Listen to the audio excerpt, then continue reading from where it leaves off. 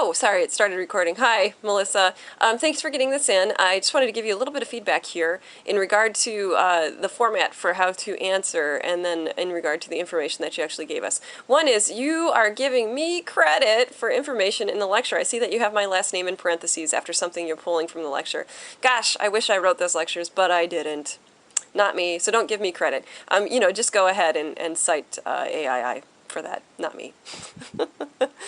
It always makes me giggle when I see that. I'm like, wow, people really think that I made this whole classroom, but I didn't. No, somebody else made it. I'm just the facilitator.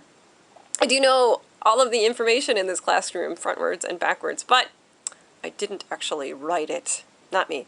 And then also, for every week, for your research question answer, we want you to actually quote the text. I can see here that you're pulling from the text.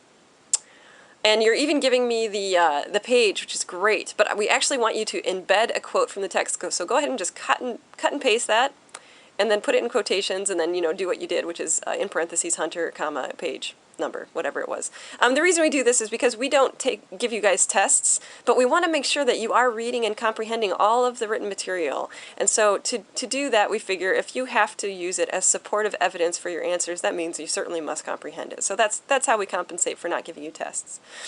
So it's really important, and for full credit, you've got to do it. And then here you say, wait, let me pause this so I can find it. Oh, okay, yeah, you say you would probably end up using a faster shutter speed for the action of the game, but you're also going to use a much wider f-stop for a shallow, and you're going to have a shallower depth of field, but not too much, because remember, the further away from us our subject matter is, which means the further away from us our fine focus is, the deeper our depth of field will be, even at wide open apertures. So you're probably not going to have too much of an issue with that.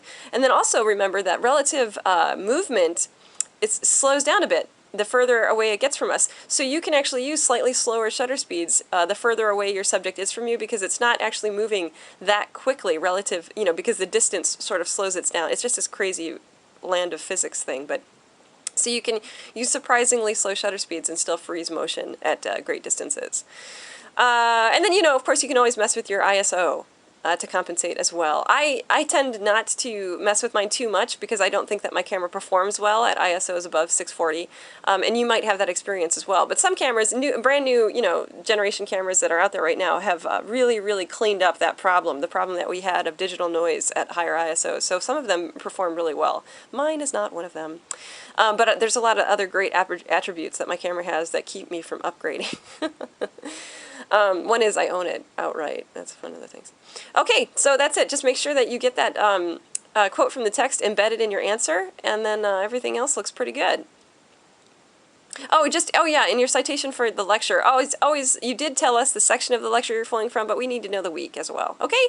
Thank you, Melissa.